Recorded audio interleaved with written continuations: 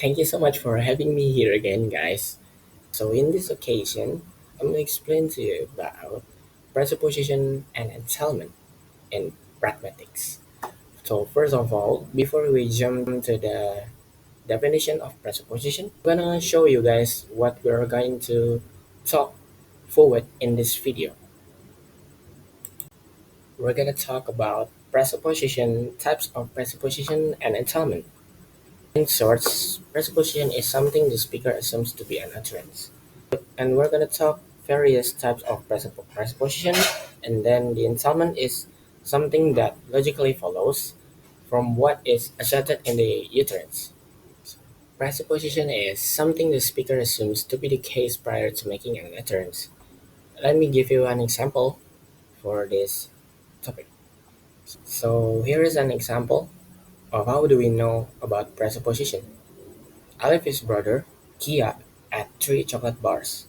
From this utterance, we can presuppose that a person called Alif is exist.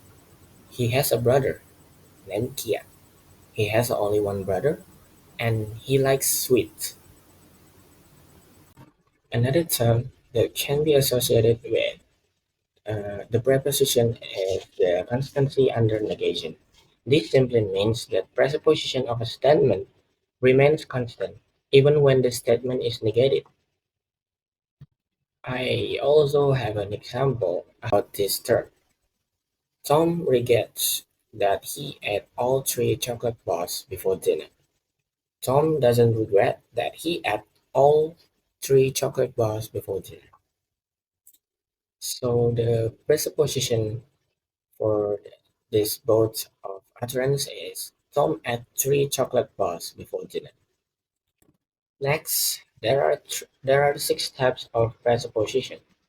The first is existential presupposition, factive presupposition, lexical presupposition, structural presupposition, non-factive presupposition, and six counterfactual presupposition. So all of this we're going to solve one by one. So the first one is called existential presupposition, which is present in definite noun phrase. The example would be the boy next door has a new car. So we presuppose that the boy next door is exist. And the second type is factive presupposition. And the example would be I regret leaving the party. We presuppose I left the party, which is the truth of the information is stated after the verb regret. And next we have an example. Farah knew that John had already left. We presuppose that John had already left. I'm gonna tell you guys that another verbs that suits with factive presuppositions are now, realize, regret, beware, and glad. Let's go on to the next one. It's the third type of presupposition, which is called lexical presupposition. The use of one form with its asserted meaning is conventionally interpreted with a presupposition that another non-asserted meaning is understood. For example, Patui stopped skating at weekends. We presuppose that Patui used to skate at weekends. He is skating at some point in the past, and the use of a structure which treats information is presupposed and is accepted as true by the listener are from example WH equations. This kind of preparation is called structural presupposition, which is the four types of presupposition. For example, when we ask why did Isra stop smoking, we presuppose that the next we presuppose that information after the question is necessarily true. So Isra smoke. The furthermore, presupposition here is that Isra engaged in the act of smoking at some point in the past, and now he is stopped smoke. Next, a non-factive presupposition. A non-factive presupposition is assumed not to be true verbs like dream, imagine, or pretend. Identify a non-factive presupposition. As an example, I dreamed that I was famous. We presuppose, but I was not famous. Another example is I pretend to be happy, but actually I'm not happy. And lastly, we arrive at the last types of presupposition. It's counterfactual presupposition. That means what is presupposed is contrary to effects. Let's take an example. If you were happy, you would have been smiled. However, at the time of utterance, this is not true. You're not happy. But what about projection problem? The problem of the presupposition of a simple structure is not surviving when part of a more complex structure. Let's have an example.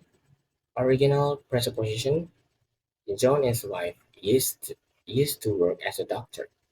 In the complex sentence, John and his wife, who used to work as a doctor, is now focusing on her own career. We know that in the original presupposition, John and his wife used to be a doctor, but in the more complex version, the main point is her current job as an artist.